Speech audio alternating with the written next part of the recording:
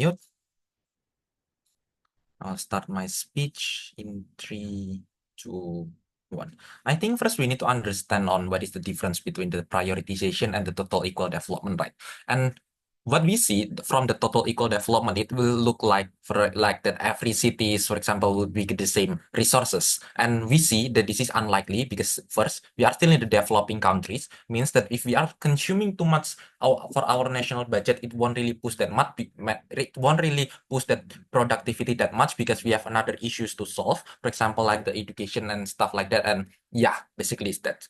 And this is likely because by the end, if they do not comply with this definition, means that they will still prioritize some countries and some cities to be developed instead of just like pushing total equal development, right? And why we do see this actually something that we need to prioritize for these specific second tier cities is because first they have a bigger economic chance to develop because they have a different starting point that the outcome of this is that we hope that these countries can like creating the next Jakarta, for example. Because if we see in the status quo that the Jakarta already bearing too much burden, for example, like it is all starting to sinking because of too much population and the pollution that is happening in on the area Jakarta, on the Jakarta area, that people, for example, another example, like people cannot afford to land as cannot afford land as because simple it is too expensive. And because this is happening because people seeing Jakarta always as the land of opportunity, a land of entertainment and stuff, all of stuff like that, which is not false, but we need more of this country, with not of this city that can uphold all of the giving the same opportunity for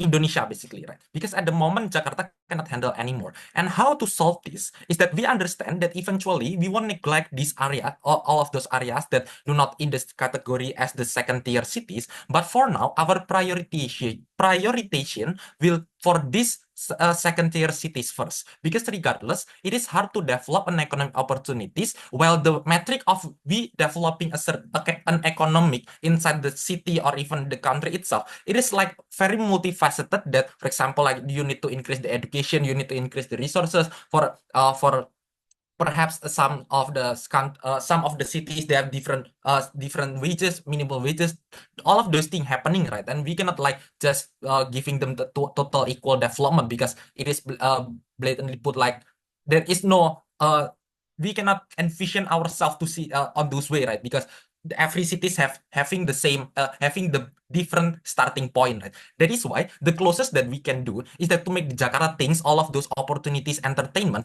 not only happening in the Jakarta, but instead we are going to develop these second tier cities to replace this kind of necessity, right? So in terms of the model, then how is the prioritization in our side will look like? This will look like, for example, like the diversifying the hubs. For example, like a certain regions they are for industry, while the others can be like entertainment. Some of it can be like the agriculture and administration, stuff like that. That it aims to push for what is the economic development that we can push for the most potential, that most beneficial for the certain country. For example, like in China, they have Shanghai and Beijing that it is they are having a different way to grow their economic sector, right? And yeah, basically that's for our model. So our goal is simple, that we want to make Indonesia more prosperous, right? This is the same with the opposition.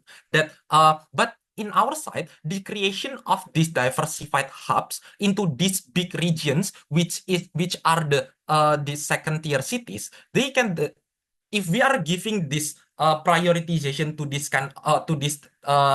second tier cities, those economic development can also boost for their near cities, for example, because for example, like the capital of the Central Java, let's say Semarang, that if we give the prioritization for Semarang, for example, this can not only developing the Semarang itself, but also developing the cities near Semarang. And what is the development will look like? It will be like a more infrastructure, a good education, and yeah, stuff like that. Right? Because this eventually will also lead a better chance for this for the cities nearby it also to develop. For example, like in Jakarta, not only Jakarta is being developed, but the Jabodetabek area, for example. These are the development that we hope will be happen if we are focusing more into this kind of prioritize our resources Rồi. to these big cities first. Later, And why then the urgency needs to be now? Because we see that Indonesia is the center of attention in the South area Pacific, right? But for that, PI, three. You said that the cities near Semarang would also get the economic product transport from Semarang, but how it will be transport if the infrastructure is inadequate? Yes, that is why what we see the development is the infrastructure from the Semarang itself. That later on it will create an economic growth. The people will have a buying power, and those buying powers can be used for example, like the trade that is happening. So it is not only exclusive in the Semarang, but also the region near that also developing. This can be from the buying power and stuff like that. Then okay, those are developments. Then why we do see that the urgency needs to be now, that we need to so urgent that prioritize the city first, that and yeah, basically that, because we are still emerging countries, right? But at the same time, we also getting the attention not only in Southeast Asia but all around the globe, that that they see the opportunities in Indonesia, that for our and we also preparing for our bonus demography, right? And that is why the preparation needs to be now. We cannot argue that the precisely that they give me the POIS because the people that is not in the second tier city doesn't have the buying power. That is why we should push for this economic opportunity even more, just because the urgency is now. We cannot just we the prioritization will can on increasing our economic benefit in as a as a country itself, because we do not want to see any more of a case like, for example, Elon Musk and Apple. They are instead of investing in Indonesia, but moving to the Vietnam because they see more opportunities there. The more opportunities is, for example, like the infrastructure that we cannot really compete with them, or or our human capitals that cannot exceed their needs. Right. That is why the development it should be now, and the urgency is there, and we can assume that this is only be achievable if, rather than pushing all of the budget to for total equal development, instead let's push for these cities that already have the potential, that we can see it in the short term. That is why Pratu propose. Thank you for your speech. Next, hello.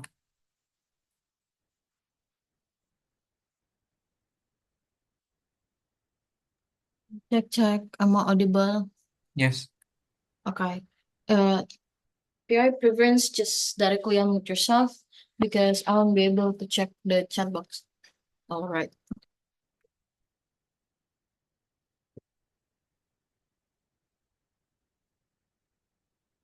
Sorry, my speech in 3, 2, 1.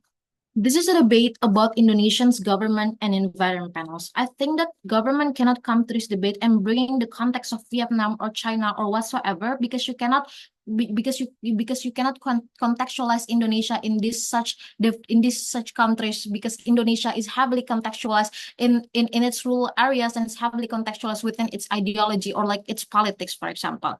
I think that Indonesia is a country where it heavily regulates around the government and how the government operates to begin with, right? Meaning that the moment government did not put any attention or did not prioritize these local areas, meaning that there will be no incentive from this local government in these small areas to have the incentive to create more development in their own areas, right? That is why it's very needed for Indonesia government to urgently prioritize this equal development in all these areas and not only on the second tier cities panels. But let's talk about OG case then. I think that the majority of their cases is only talking about the trickle down effect to other small areas by second tier cities, but there is no clear mechanization or analysis how this can be happen any other way, or or what is the worst case under their side. There is no, they don't create any defense mechanism. What if this fails, right? I think that it's more important. The more important thing that they need to prove is how, if these second tier cities did not create any trickle down impact, then how it's gonna still work on your side anyway. But let's see then, panelists. I think that A. There's no analysis, right? How they talk about want to distributing the education, the agriculture, etc. But how to begin with, right? I think that it's less likely to happen because how can you distribute education? You're only meteor showering points here. I think that the teacher in Makassar will not go to small areas and hot areas like Goa or like Mamuju, for example, because it's very inconvenient, panels. I don't understand their cases at all, right? These teachers will only stay in Makassar because it's heavily convenient for them because there's AC everywhere. But when you go to Toli-Toli or Palu, for example, there's no AC in like the sekolah negeri. That is why like education is very hard to distribute and it's highly reliant on the local teachers or the local SDM in that area itself. But secondly, even if it's true then panels that this can be trickled down to these other small areas, I think that it will be less effective, right?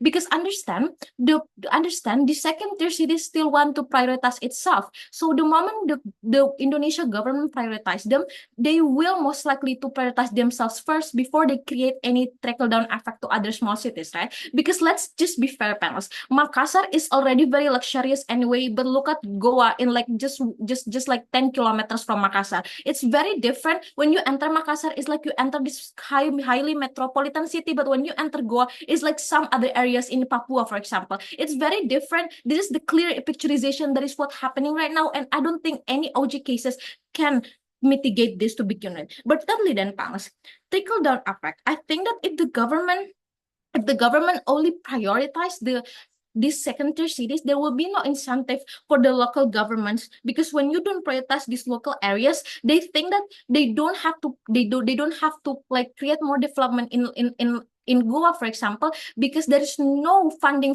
from the government anyway. Understand the context of local government in Indonesia. The moment the Indonesia government or like the central government did not give like any big attention to them, they will feel like they don't have to work, right? They will only go to sit in the office, and like they don't create any like meetings or like developments of these small areas because they don't think that it's urgent. But the moment that Indonesia government do this, I think that it will create the urgency that these local governments need to prioritize their own small areas. I think that that's very clear that actually tackle down all the case that is coming from OG. But let's go to my setup then, panels. I think that it's very clear, right? Firstly, the urgency. Total equal development in Indonesia, the end goal is to have equal economy cycle everywhere, right? Where everything is accessible and prices of things are equally cheap or the same prices in all areas. We cannot rely on second tier cities anymore because second tier cities still focus on the development of their own area first. These other cities like Papua and etc. will still get deprioritized at the end of the day, right? They are the one who needs the most development, panels. But B then, I think that the point of prioritization in OO is very clear. We are not adding the luxurious things that happening in Makassar, but we want to expose and share it equally to other areas.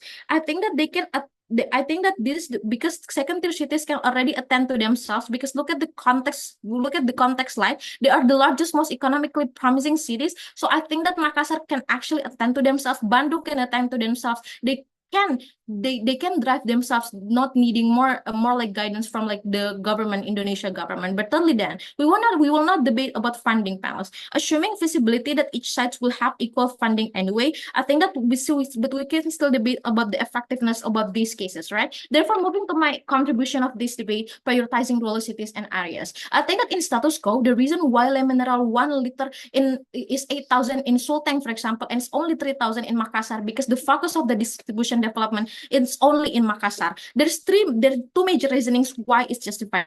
Firstly, the urgency. Obviously, they needed it more. They needed it more, right? It's highly reliant on these second tier cities, panels. Understand that dependency is dangerous for these small cities, right? Because it makes you harder to grow. Because that's why we should prioritize them. Because the goal of the Indonesian government is you want these small cities to depend on themselves and not on the second tier cities anymore. But secondly, it's also the government responsibility to begin with. All the promises that Prabowo make, for example, want to grow the rural areas, exactly why Indonesia government should prioritize the equal development first rather than prioritizing these second-tier cities, right? Right. We want more SDM and SDA from rural areas. That is why we should go to these areas and actually improve it, right? Because we want more development from there. But even if even if government said prioritizing second-tier cities will also affect these areas, I think that panels, even if it's effective, the weighing of impact is still very clear anyway. The impact when you only let's see the parallel example. When you focus on a class and like there's a lot of intelligent students, but you only you focus to them and believing that they will tutor their other friends that is less intelligent, for example. And comparatively, when you actually Yeah, right. focus to this kid only order time you cannot pay anymore. But like the comparison is very clear. When you only focus like on this kid that is need more help, it will create more effectiveness in growing themselves, right? That is why we think that it's very effective on our side. Very proud to oppose. Thank you. Okay, thank you. Next, DPM.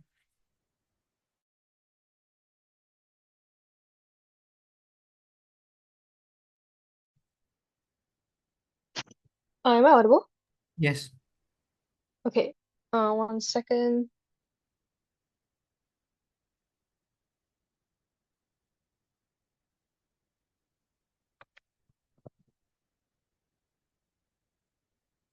Hmm.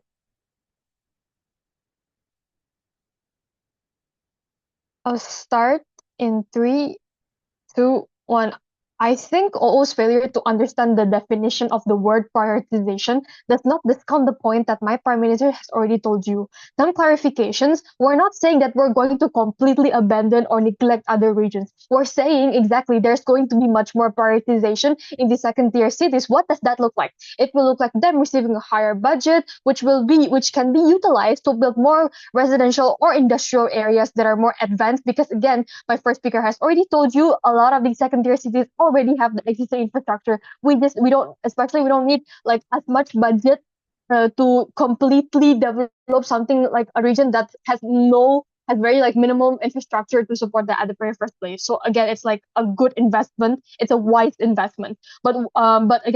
But yeah, when they mention about the point of dependency, we say that that's not true, because what happens is these other regions can actually be the foundation.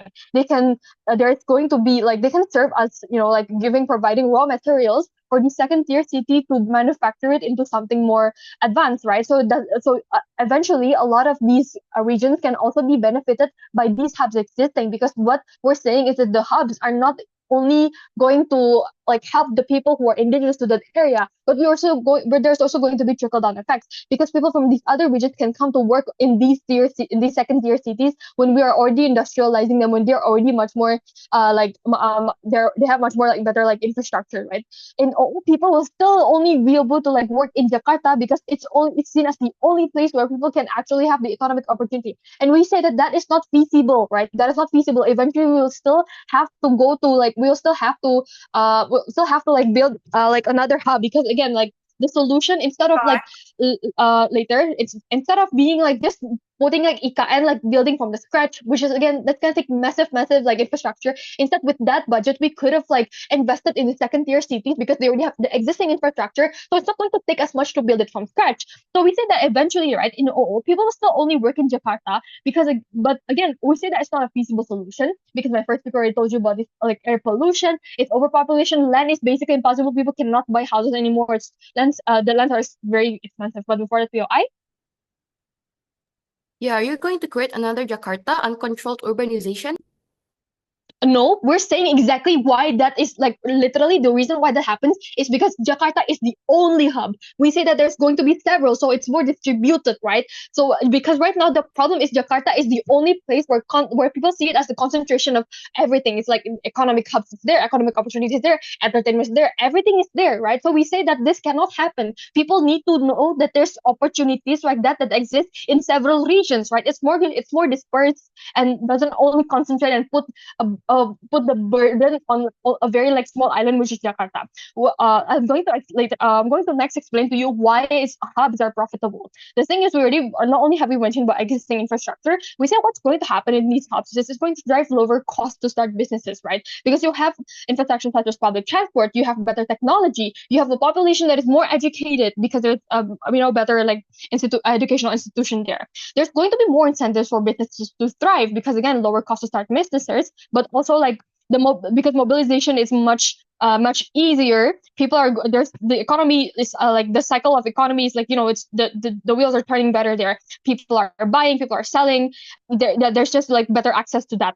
But then we say that more companies are going to be attracted to establish their headquarters or just establish a business like at the first place there. There's going to be more people. We say that we need to be very cautious about our resources because we are a developing country, right? We need to be very wise with where we put our investment. So we say that at the end of the day, we say it's wiser to prioritize and to put more budget into developing the second tier cities because it's also going to affect not only its surrounding areas but even further than that, right? Because I think this like concept of rantau is also already a familiar concept in Jakarta, where people from like not even from Jawa, people who are from Papua, people who are from like Maluku and places other like that, they come to Jakarta and then they bring and then because they have like better wages there, then they go back and they like or share that profit with their family back home, and then that region also like got like the development. But we say that at the end of the day, it's not sustainable to only keep relying on Jakarta. So we say that at the end of the day, the trickle down effect is not only going to benefit the people who live in that area. We say that at the end of the day, there's a very real urgency that we face. Well, my first speaker has mentioned to you, we're a very integral country in the Asia Pacific region. But again, understand that competition is super tight. The fact that Elon Musk chose Vietnam to like invest over Indonesia, like that's problematic. We could have performed better. We could have been more attractive, but we failed to do so. I don't think this is something about the ideological problem. No, because Vietnam, at the end of the day, even if they claim to be communist, still very capitalist. China, even if they claim to be communist, still very capitalist. So we think that it's not about ideologies, right? But regardless, we say that Indonesia, the fact that our neighboring countries are set to be developed countries in their sooner trajectories, such as Malaysia or Brunei. What that means. There's going to be more foreign companies that will be inclined to invest in those countries instead, because they already have the infrastructure to support their companies. But not only is foreign investment important, it's our domestic development that's also important. And we say that that domestic development can happen and thrive better when we have several of these hubs that we mentioned to you before. And we also mentioned to you at the end of the day, it's not going to be as expensive because you're not building from scratch. And also, just like to clarify one more time, a lot of these other regions that are not second tier cities will still be developed, right? It's just that the priorities are not there. They're not going to receive as much budget, but it's obviously we still have the moral and ethical obligation as a state to still, to make sure that it's able to sustain itself. But again, something more important is that we'll be facing a bonus demography where our population of productive age will be at its peak. It is crucial that we know how to utilize this, right? And prepare for that period where we are at our golden time, right? Because if we have this bonus demography, we have a lot of people who are at the peak of their productive age, but we don't have the industries, we don't have the companies, we don't have the economic opportunity, then it's useless because we can't just keep relying on just like Jakarta, right? So therefore, we say that at the end of the day, people will look at this hub. People want to seek hubs because they understand that status quo is that their regions don't offer these economic opportunities. So eventually, people will search for hubs. But at the very least, in our type of house, there's much more diversified regions. It's less concentrated to only one region. And at the end of the day, these populations that outside of the second tier cities are able to still receive benefits, whether economically or like politically, because people will still work. Like there's accountability reports. Thank you. Okay, next, DL. Okay, is this audible? You are. Okay. Okay, so starting with speech in 3, 2. I think what's lacking from opening government is that they only told you that, oh yeah, there's going to be development and so on and so forth, but they only prioritize and only centralize in that second tier areas, but they never really engage what happened then with the areas, small areas that is so many already that being left behind. And we are going to explain to you why it's going to be bad and why in the end of the day under the opening government it's just zero-sum game in the end of the day, right? Few responses then towards the opening government. Firstly, they told you that they told you that there's still going to be budget allocated for small areas and rural areas. Within that, when that small number amount of budget given to them, it's not going to be effective anyway, since it's just small number amount. You need a lot for that. So that's why even though there's still budget, the budget itself would not going to give any change. So yeah, it's just going to remain the same. It's not going to give any huge impact to it, because again, the most of the budget would be allocated to second tier cities. Secondly, then they told you that the region surroundings that areas would still going to be benefited. Firstly, I don't think this is going to be effective, since first, within that the area surrounding that the small areas surrounding that second tier cities would still lack in human capital. So even though you told them that you're still going to be able to do urbanization, again, their human capital is still lacking because of the allocation of budget is still low under that side. But secondly, then I'm going to explain to you about like why come to work in the end of the day it's not going to be effective. This is directly clashing with my argument. I'm going to flag to you later on. Then also then they told you about like why like there's going to be economic development in the second tier cities, and it's going to be benefit for them for the investment itself. Firstly, then I think that there's going to be over exploitation happens in that areas, since it's going to be centralized on some second tier cities, in which if we compare to small areas and also rural areas in Indonesia that exist, the number is just not the same, and it's lower comparatively to the number of rural areas and also small areas in Indonesia. Secondly, then within the resources itself would be lack. Because why? Because most resources does not only come from that second tier cities. It comes from so many areas, small areas also, and rural areas. UI? So in the end, if you only prioritize that second tier cities, that city would be exhausted, and then you would lose that resources because it's slowly going to decrease, of course, and then you don't have another alternative, since you don't develop the cities, that small cities and that rural cities. Then thirdly, then within that, what the investment exactly want, what their goal is to have that national that have like buying power nationally, right? So if you only prioritize that second tier cities, most likely the people who have the high buying power will only centralize in that second tier cities, while the investment wants to have like national buying power. So you cannot reach that, and then in the end of the day, your investor would just going to run away and move to another country in the end of the day. So it's not going to be effective. Moving to my argument then. Firstly, about why centralization is bad. Firstly, because it creates a central take the PI. So what is your mechanism to ensure equal budget can be equal development and more effective than ours? Yeah, this is exactly what's inside my argument then. First, why then it's not going to be effective then, right? This is how I would mechanize it. Because understand, on my POI, I ask you, if only Semarang that is being developed then, and then the cities or the small cities, rural areas surrounding Semarang isn't get that much of budget, it means that the infrastructure in that areas would be inadequate, right? And how we would be able to transport that economic product from Semarang, for example, to that small areas, then if the small areas have inadequate infrastructure, just like road, for example in Makassar, if you wanted to transport something from Makassar to like Goa, for example, it took you so long, right? Because the road is very bad, you have so many holes in it. Or even like education, for example, if you wanted to transfer teacher from Makassar to Goa, it's hard because the facility is inconvenient in that area. So it's just going to be zero-sum game, because you're not developing it equally, and it's not like the total equal development. The total development equal does not happen. So yeah, it's not going to be effective anyway. Secondly, then, but then when the investment only go to that to second tier cities, it lessens the chance for investor to wanted to at least start invest in the rural areas. We understand for these rural areas to be able to develop, they need investor. Within it doesn't have to be the big investor like big multinational companies and so on and so forth. Even though like local companies, at least if they wanted to start their company in that rural areas, because why? The moment when we're able to reach total equal development, it means that slowly, progressively, people in that rural areas will have like higher human capital, and basically get higher education. So it means this will open the chance You for right? these companies, no, thank you, for to at least wanted to invest in that areas rather than under your side of the house when you only wanted to prioritize the second tier cities. You're just going to further the gap that already exists. It means that these rural areas, which is the number is bigger than the second tier cities, which is just going to be left behind.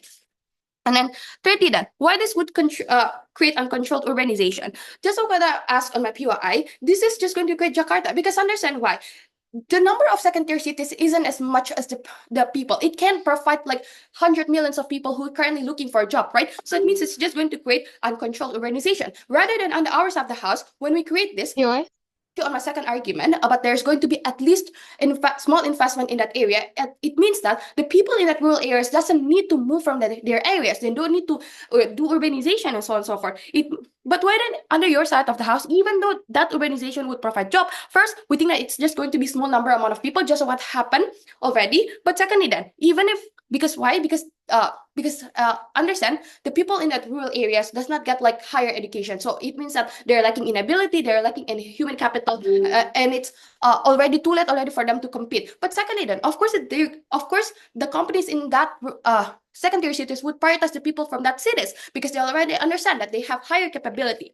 Second argument, then why then this will on our side increase the people participation in local area. And we understand that when we prioritize the people in the rural areas, they will notice that, oh, the government is giving like attention to us. It means that we're going to be prioritized, we will going to be taken care by the government, right? So within that, when this participation is like exists, it means that the people in that areas would actively also wanted to like coming to school, for example, or at least they wanted to study, because when we don't give this chance to them, when they feel like, oh, they're being left out, they would have that less confidence to wanted to attend to school. And under our side of the house, we give that chance to these people to be confident to attend school. And for all of those reasons, proud to oppose. Okay, next member of government. Hi, am I audible? I think you should speak louder. Hello. Yeah, it's fine, I guess. Hello. Yeah, Is it better? better. Okay. Just going to prepare my timer first, and then POI to yeah. Udah. Tadi udah di mute ya, yang udah. Alright. Okay. Going to start in 3, 2, 1. I think the biggest thing that happens in opening bench is that there are no characterization. How does Indonesia actually looks like? How does capability of Indonesia, and what does the development and second tier actually looks like? We think that there's a lot of arguing, but there are no clear incentive. Why then there is an incentive to actually to make that? CG would provide you to that. Would provide you that, and in order for that, there is automatically CG should be higher than opening batch. First, to contribution in the CG. First, how does Indonesia looks like? We think that there are 4 things to make sure that why then Indonesia is actually capable. A, Indonesia have a working government. Like it or not, Indonesia still have DPR, still have MPR in order for you to, for example, to go to make, for example, some policy and such. So based on that, Indonesia is still listening to the people and still have a working government. So like it or not, Indonesia is not North Korea. Indonesia still have a working government. But secondly, Indonesia have a budget from APBN and also bonds. So in terms of that, if you're talking about whether or not Indonesia is capable or doing that, can they actually afford that? Indonesia still have this kind of money from APBN and bonds, and also from taxes from all the cross of people and also from businesses. So based on that, the budget is there. But thirdly, Indonesia do have BUMN and also BUMS that can develop the countries, such as, for example, PT Pembangunan Karya, Nindya Karya, and Agung Sedayu, for example. Or for example, in terms of business, they have BCA Mandiri Pertamina and such, or they have like an independent body such as BPS to know whether or not the investment should be go to where. So in terms of that, Indonesia do have the capability also to make sure whether or not the investment would be good or not. But lastly, Indonesia do have a good human resources in the second tier of a city, such as, for example, people do graduated from university in second tier cities, such as, for example, in Bandung, you have so many universities. In Surabaya, Medan, Makassar, all across Indonesia, they do have a lot of university. So based on that, in human resources, even though right now is not perfect, there are still a progress that leads to have good human resource in the future. So that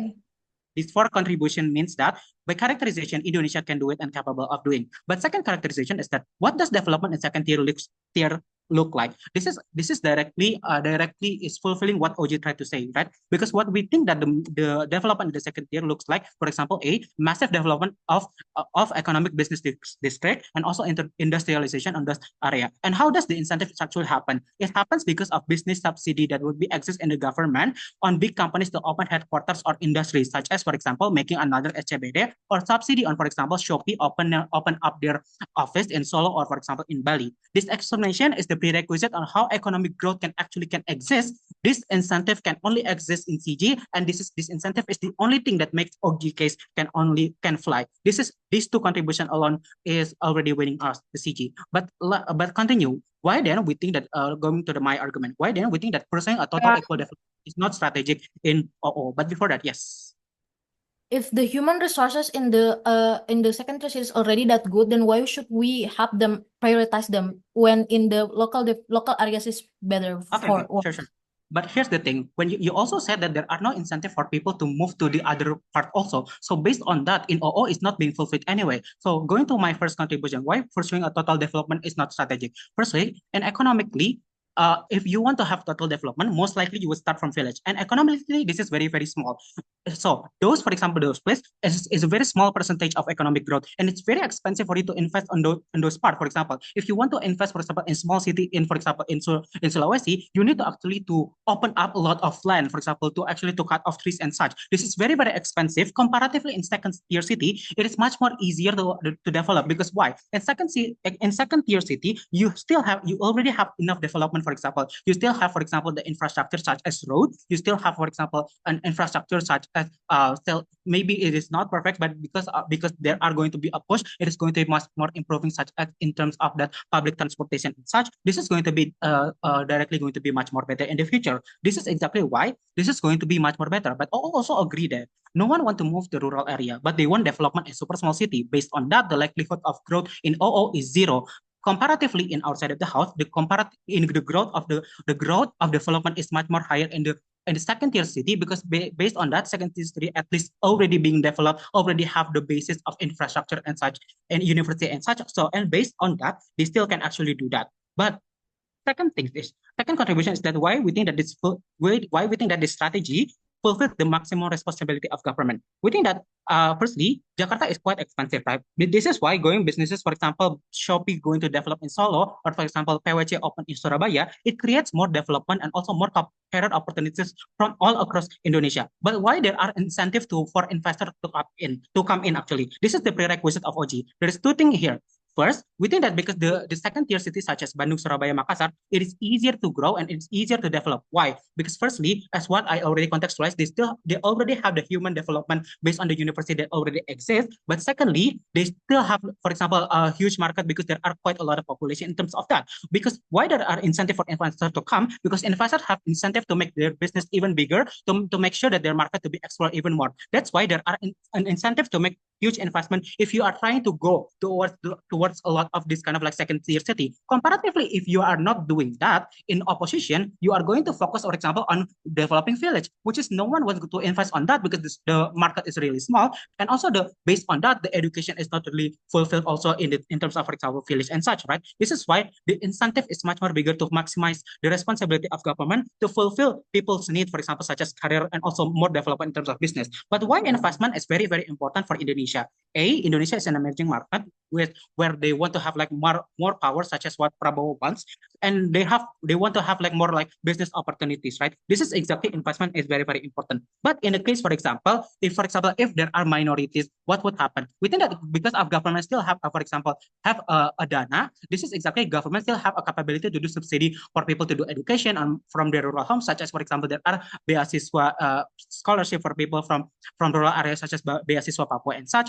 It is something that still can able to actually to help them, right? But even, for example, right, why it is okay to move, for example, minority in rural area. We think that because people in rural area, it's very, very hard to develop to begin with because the access is really hard. You have a lot of river, you have a lot of mountains. The investment is not going to be effective. Look at IKN. This is not effective at all. But secondly, if it's about personal belief, this is something that can be catered also because identity is not relying on where you live. It's always fluctuative. That's why you have, for example, Baduy Dalam and Baduy Luar, and also Dayak Dalam and Dayak Luar. But what happened when they go out to the city? Can they actually survive? Yes, because of four reasons. A, the access of education in those second city is exists. A, the image of going now to good city is what O said. People have more incentive to go towards to contribute to the education to those city. But thirdly, gov have an incentive to subsidize vulnerable actors, and fourthly, company have incentive to take care of minority to be accepted of getting job. In op, there are no incentive. In our side of the house, there are more incentive to begin with based on that for CG. Thank you, MG, for the speech. Next, MO.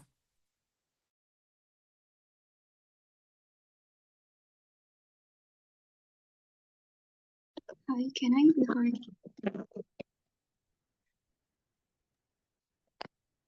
Can you speak louder? Is it better right now? Yes. Okay, for the POI preference, you may just unmute.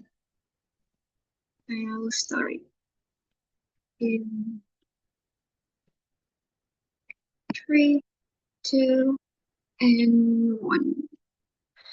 Opening house, talking and debating about the idea of reason why prioritizing second-tier cities is good or bad, but haven't really explained how is Indonesia actually are and why we are special compared to the other countries that are playing this kind of proposal. They argue about the benefit and harm in practical without actually look at the principally why at the end of the day this is justified. But before we move into our case, we're gonna respond to the opening government first. One, the idea about the economic flow. No, it is likely for you as a developing countries to pursue fairness and equal development. And even the most important thing, just like the basic economical principle, when you fix your economy, then you can step further to fix those other aspects. But judges, you have to fix your economy, then you can you have to see like what OG wants is already being applied in Indonesia years before. About the centralizations, even right now. Does Papua, Nusa Tenggara, even Aceh has already get their significant improvement that OG wanted? No. The status quo show why it is failed. Indonesia geography are polarized with differences like culture, accessibility, and even the fact that we are separated by a lot of sea compared to land like United States makes access even harder. But why then identity is a big deal to be considered? Simply because our political system is not like the US. Even though we are centralized, hak istimewa, hukum adat is something that the government cannot really rule. This is important thing to highlight, and I'll explain that later in the argument. But second, contradictions argument that OG said, panels notice. OG once said that there are vulnerable actor who has to go to Jakarta to seek opportunity. They are sympathetic with them, with those people. But on the other hand, they're also agreeing the prioritizations of the second-tier cities, which basically work the same. They are made the centralizations at the end of the day. Cities around Semarang, look at the Kendal that far different than Semarang. Look, where's the universities that not actually exist on that cities? People are going to Semarang just to pursue higher education. This is the most concern that we have to highlight because in principally this is evil and mean for those people who don't really have access, waiting for those second tier cities development until they are until their success first, and then they can get their benefits. It takes time and it's matter for them. And yeah, it's just mean to think that they are at the end of the day actors. They are not capable just because the government do not give trust to them. But compared to OO talking about the infrastructure, why transportation is important, yes, we do agree with them, but they never contextualize why infrastructure at the end of the day is going to be the most important things, and why infrastructure is gonna creating like the cultural effects and etc. And about the idea of investor, we think despite the investor that will help our government to developing these areas, we think the most important concern that we highlight is how the government at the end of the day gonna prioritizing the fairness in all areas, and how the economical work firstly about the rights of the people who are paying taxes to get those benefits. Why our goals at the end of the day, but our goals is to we acknowledge what government bench wants and in further impact, because we're not only gonna creating the improvement in economic, but why at the end of the day economic is gonna improve the acceptance of all areas that important to them for their existence to be valued. And yeah, they feel they are matter in Indonesia, and they want to prove that they are actually capable to do that, because we give them trust, and trust is something really matter here. Closing government portray this debate on the existence of some intensives like BUMN, etc. and etc. But we have to acknowledge that the government, like the BUMN, have yeah, in all areas is totally different. BUMN in how BUMN is like maybe gonna having the benefit from Papua, or BUMN that creating taking the benefit in Jakarta, like they both work really differently. And we have we have the idea that we should make it all one ideas. When CG bring the ideas of developing the business center, etc., like opening US GBD, growing Shopee, Tokopedia, and else. Okay, one prerequisite to claim their benefit. The status quo showing that we need the economic flow to be better, work under our side of the house, because the incentive of people like gonna spending their money to people like actually want to make the how economical flow better is important. As incentive of Indonesia as developing the economies to create improvements, is the economies is the best every basis of every policy. But one big problem that under the status quo we have limited resources. So the clash would be how is the alternative that the most effective and fair to everyone. What do we have to prove? First is the capabilities. Second is the economic flow, and the third is cities development. Look at the study case Jakarta, where our government, are giving the most our resources to improve one cities. It's creating the status quo that exactly what the government benches want.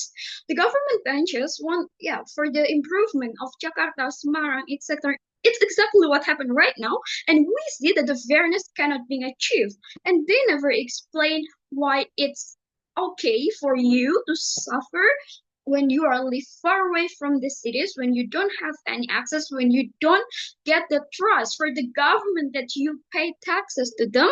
And why is that okay for you to only move to those others, to the other areas, to just to showing that you're existent, to showing that you have you have contribute something to your country. And the matter of cultural identities that you cannot really prove when you are outside of your areas, like the ideas of when you are people in a really rural area and you move that to prove your existence, is not going to be that likely. Thank you.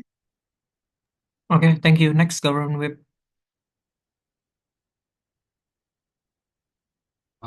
Does check, am I audible? Yes.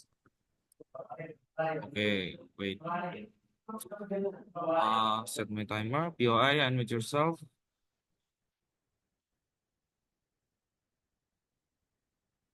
Starting in three. Starting in 3, 2, 1. Judge, all bench want everything good to happen on their side of the house. We do want it to happen, but judge, note that all the benches failed to explain to us the prerequisite or failed to explain to us the most important question on this debate. It's about Indonesia. Is Indonesia capable of doing it? Right? All OG, OO, and CO failed to explain to us about that. Kak Jody already explained to you, and I'll explain it later in my summary, right? Now let's kick OG out of this debate. First, I think they not characterize Indonesia economically and responsibility and not mechanize how exactly the development under the side of the house, right? OG never mentioned it. OG never mentioned about how Indonesia is a developing country that's still having a hard time just to even manage the economy of their own country. Under the side of the house, we already explained to you, Kak Jody already explained to you how Indonesia is capable. Like why there will be more incentive there for investor to come to this city, right? This is the prerequisite of OG, like Bandung, Surabaya, Makassar. It will be easier to grow, right? It can easier to develop under our side of the house.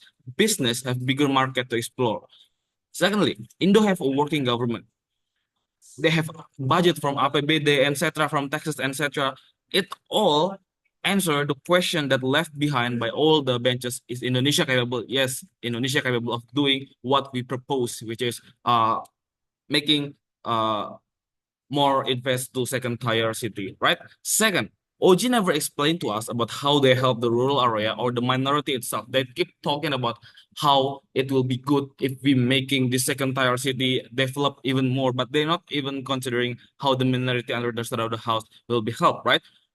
But under side of the house, we already explained to you at the end of the day. Kak Jody already explained to you on how we still cater them, we still cater the minority, like how we will still help the rural, like people like uh we will still have the subsidy for them. Like the personal budget can be also catered under our side of the house, but also they will survive in the city if they move to the city. In opposition, no incentive to help. In closing government, we help the vulnerable people getting job and opportunities due to government subsidy, right? If we help this second tier city, we also help this minority to get another job, right? Because not that almost a lot of people from rural area are going to the city is to work in those city, right? Even in Jakarta, in Bandung, in Makassar, you name it, people from rural area are work there very much, right?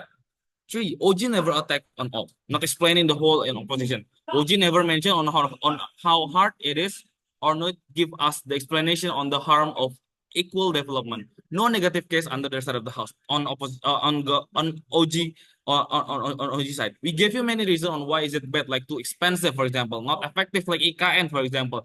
In negative case, we won from OG. That's why I think we won from OG. Let's move on to O because basically OO and also CO have similar cases. We will take them both one by one, right? So the opposition said that SDM will stay in the city, many rural area are abandoned, will getting left out because people will never come back home.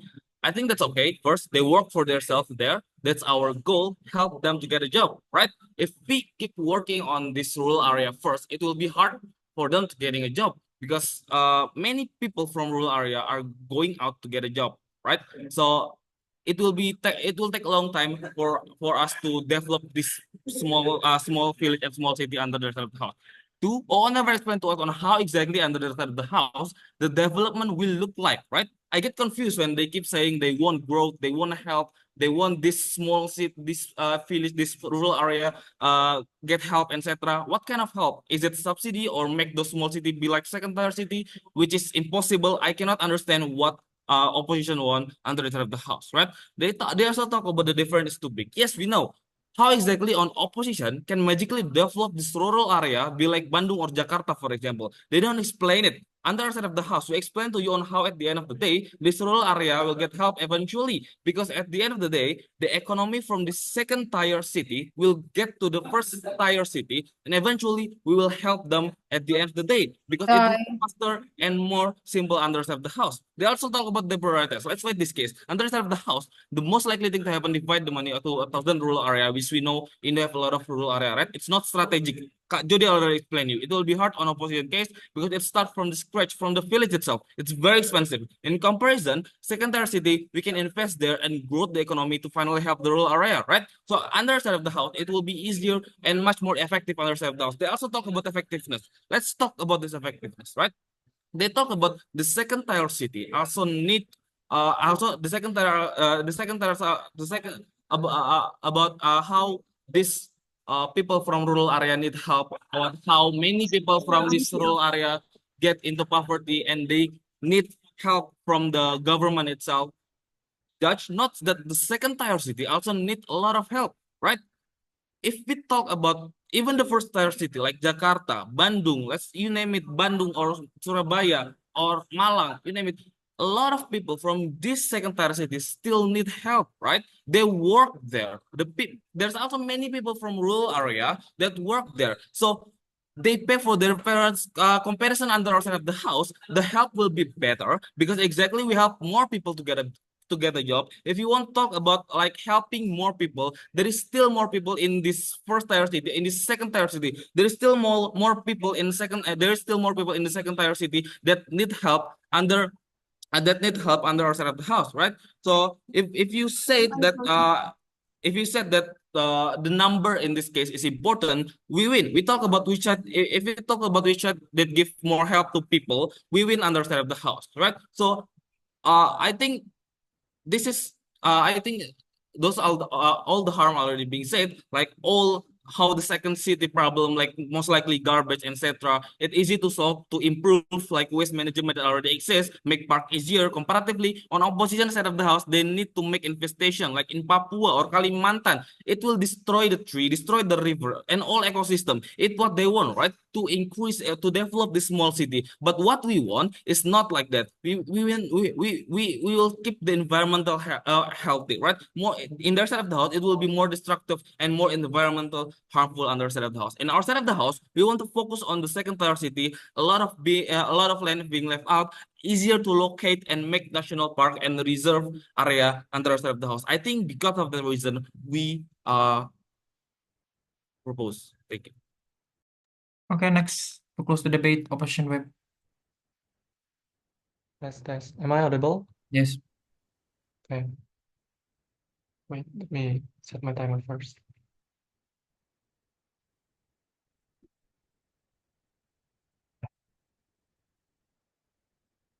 Starting my speech in 3, 2, 1. Let's break down what's happening inside this debate. First, OG came to us saying that, for example, the idea of diversified higher budgets was this, that, and stuff. We believe that they would question what is the delta inside of OG, because at the end of the day, we question how will actually the rural areas would look like in the very beginning. The answer coming from them is actually how these second-tier cities could actually create some kind of benefits, so that at the end of the day, those certain benefits could be distributed towards the near cities. We believe that it's not going to be happen because why? Because at the end of the day, the circulations among the money will only circulate upon only those secondary cities. And also talking about how people, for example, go towards this certain city at the end of the day, meaning that right now inside OG, what they want is actually how these people inside the secondary city, for example, be the boss, for example, and then those that come from the other rural cities could stay to become just a labor, for example, because they only rely on natural resources, this, that, etc. This is the thing that you want to do, and I will answer later. Now, moving on to side OO, we believe that OO have actually proven a certain amount of characterization, which is good. But then, what is missing inside OO is actually what are the incentives for these people to actually stay inside of the rural areas. I will explain it later as well. Now, moving on towards this, the case of closing governments, talking about the idea of upon investments, these, that, etc., BUMN, etc.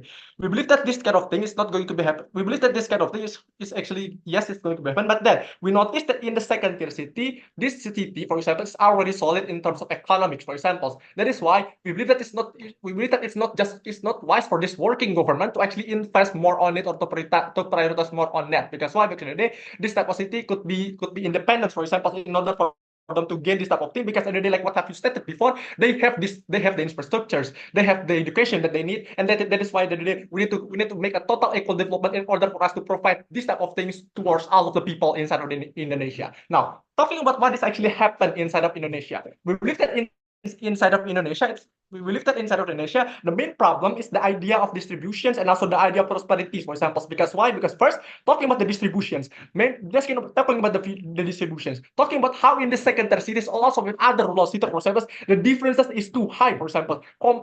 Compare like other cities, such as cities in Java, for example, to other cities like Papua, for example, the differences is just too high. Meaning that if you actually prioritize this type of thing, you will only actually increasing the gap, for example, for all of the cities. Meaning that all of the rural cities would going to be just like that, stagnant, nothing to do, for example. That is why in our Center House we want to actually minimize this type of thing by doing so. Because why? Because first, acknowledge the idea of investment practices. What are actually the prerequisites of such investment? Why maybe, for example, Elon Musk want to actually invest on us from us at the very beginning? Because why? Because first, they noticed that inside of Indonesia, for example, the distribution and also the sustainability is not going to be there. Because why? Because the distribution already rely on certain cities. Meaning that right now inside of Indonesia, there is no equal human capital, and also the idea of buying power that exists in the rural areas is really low. That is why they didn't want to actually invest on that. And also talking about the idea and investments, we believe that inside opposition, what we want to do is actually we want to actually make Indonesian government, this working government, to prioritize to invest on